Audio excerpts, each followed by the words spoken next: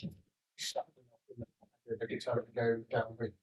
I am, yeah, because otherwise, I mean, it's so tight going upwind that it's going to look ridiculous downwind. It's going to be, it's just too tight. Slacking off and slacking backstay, letting the mast go forward in the Absolutely, direction. Again, I keep referring to actuals, so apologies for that, but the top of the mast on an actuals goes forward 4 feet downwind. If you let the backstay hugely, and it's throw the mast right forward.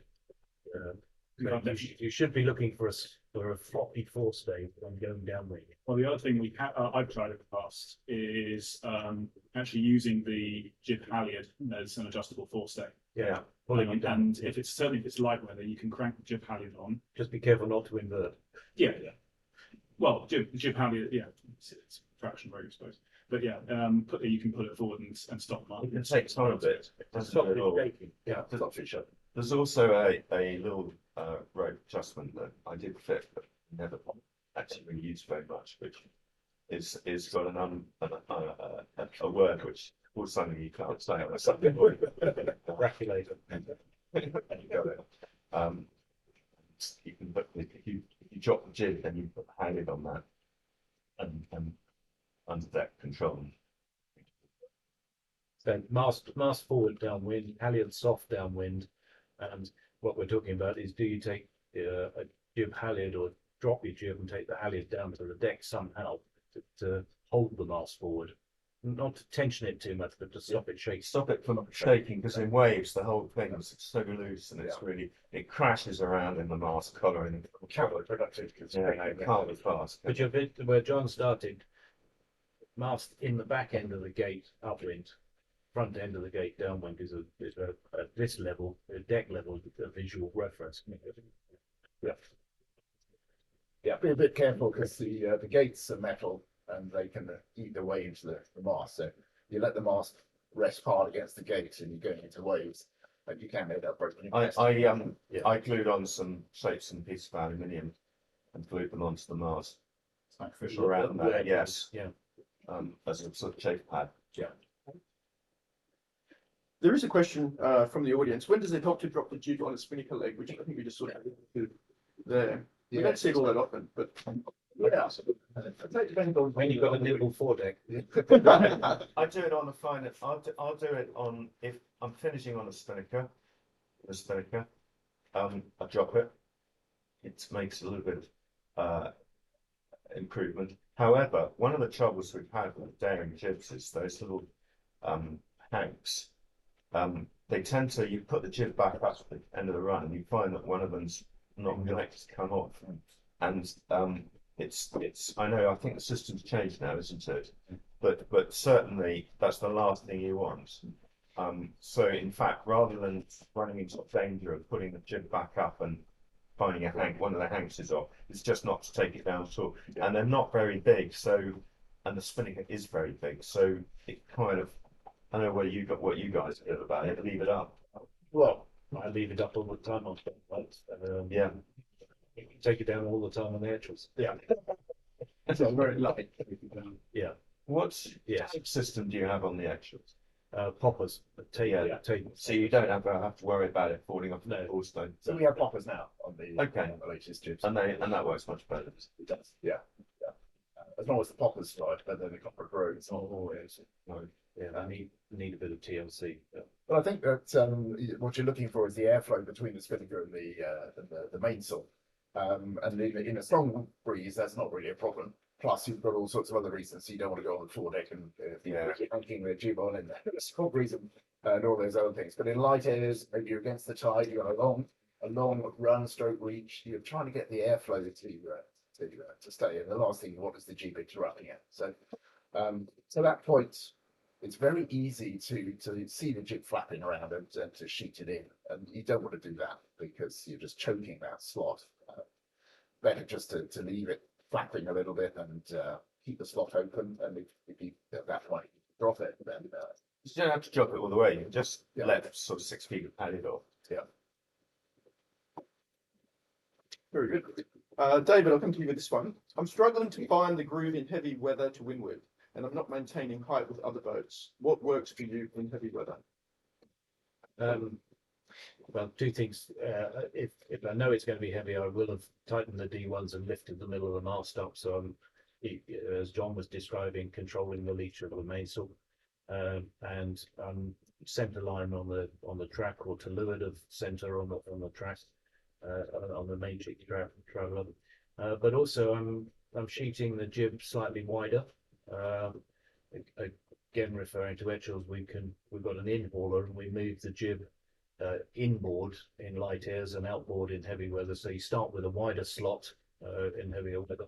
And we could get a little bit of play on the daring to be able to do that, but don't try and haul it in, and a little bit more twist out in the jib. But you don't want the power too hard in the top end of the jib. So I pull the car back, so you're pulling more along the foot and letting the jib twist out, and that keeps the slot working better. Lets you use the mainsail better. Because as John said earlier, the boat rides on the mainsail.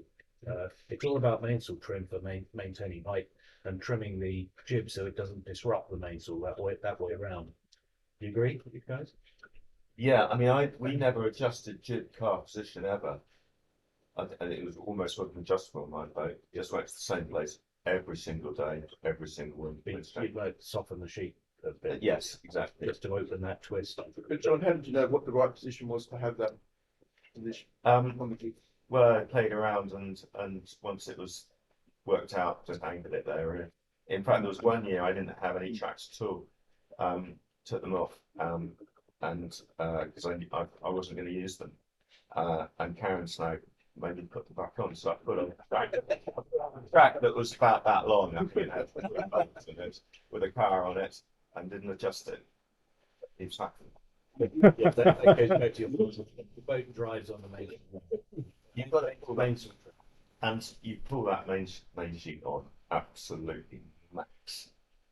Just But they are very sensitive to jib trimming. Very easy to over trim the jib. Yeah. Particularly in breeze. Yeah. And you were speaking about what affecting the speed, which it's not really part of the finding of crack jib. Really bit. Yeah, it's the opposite of what you think. You're easing it to get the height. Referring back to something you said earlier, Jim, and so this is definitely an O-level question rather than a degree, still a level physics, and we're doing a little bit on. You mentioned in order to keep a decent amount of weather helm on my boat, you said, and I would traditionally let I would be letting the main sheet, the main down travel a little bit in order to take off my weather helm. What did you mean by? Well, in light airs, it's nice to have a bit of bite. A little bit of tension, basically. A bit of bite to get the boat Okay. to want to go upwind, point high. Yeah. As the wind comes on, you don't want to be overpowered.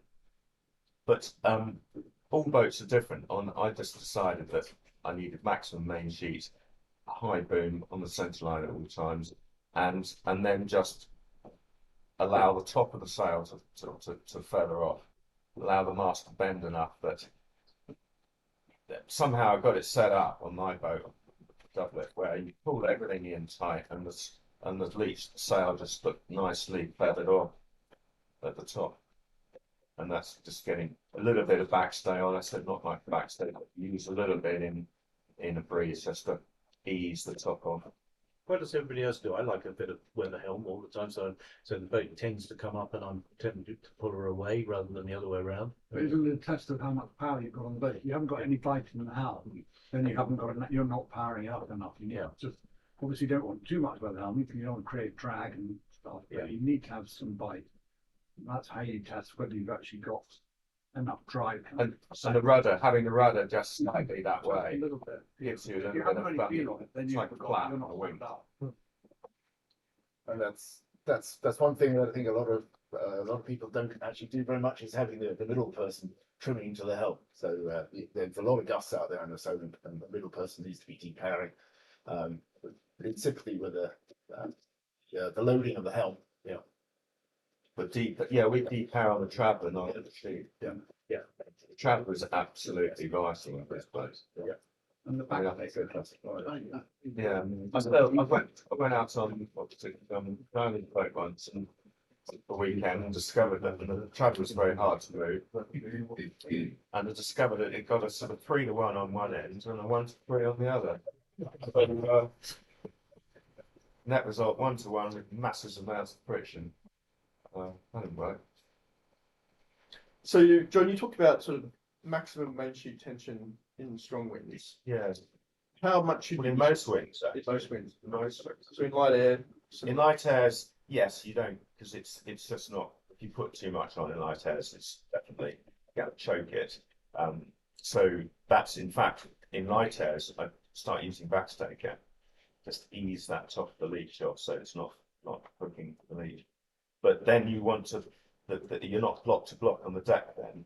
So that's when you consider adding more forestay in just to rotate the whole triangle after that. Because you want to block to block. Yes. Well, for weather helm in light airs, because you're looking for helm the whole time in light airs. You know, as Mike said, you just want to feel the boat powered. You want it to feel that it wants to be powered up and head up into the wind. Okay, Giles, perhaps to you for this one. How do I exit attack with as much speed as possible? Does going through the gears help in a daring? Yeah, yes, it does. For me, one of the critical things that I hate is when the person on the jib can't quite get it in very fast, and the person on the main doesn't let any main out, and then you go through the tack, and as soon as you come out of the other side, you're yanking on that helm and trying to get the boat to bear away a little bit onto the new tack, and you've got all that drag off the rudder, and it's just not fast at all. So what I like is for somebody to dump the fine tune during the adjust the course in the fight, so you've got a reasonable amount of fine tune to let off, and then dump that You're as talking main or tail? sorry, Yeah. the main. As the boat comes headwind, dump the fine tune. So when you pay off on it, If you've got a fine tune, I haven't got a fine tune. Just got 2 ropes.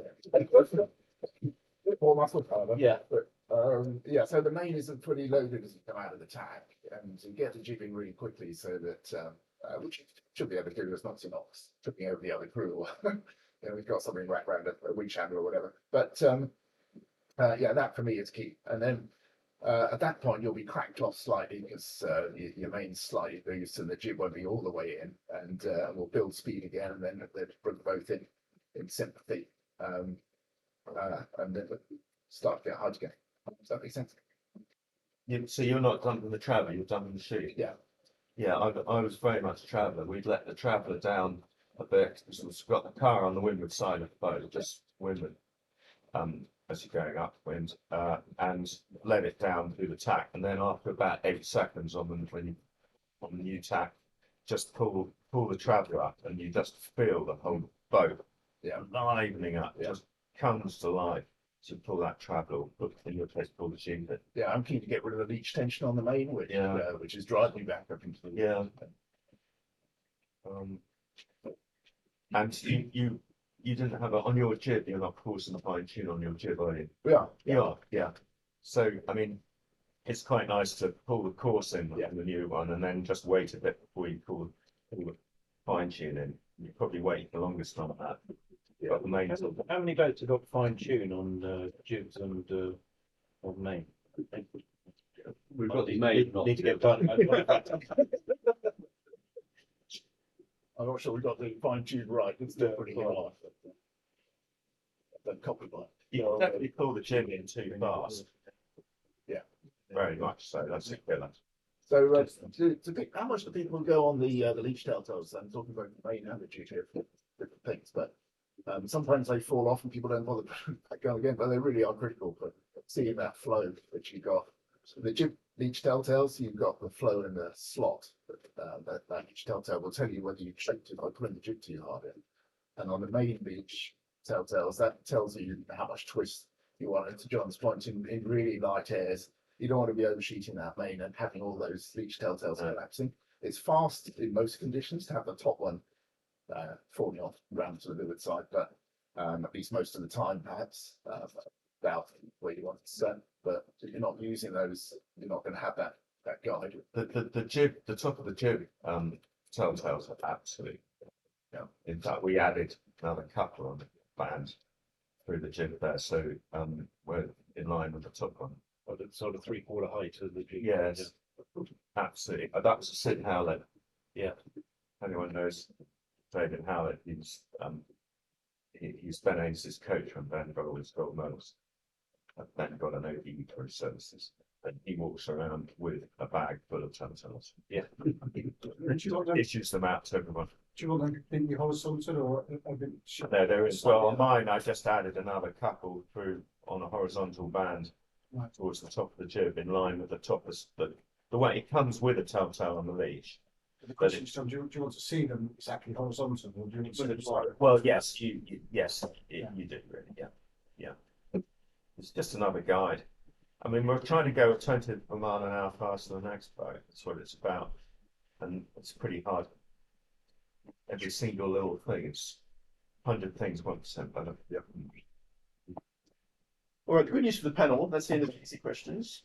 We're going to take a little sort of 3 to 5 minute break for a coffee reload.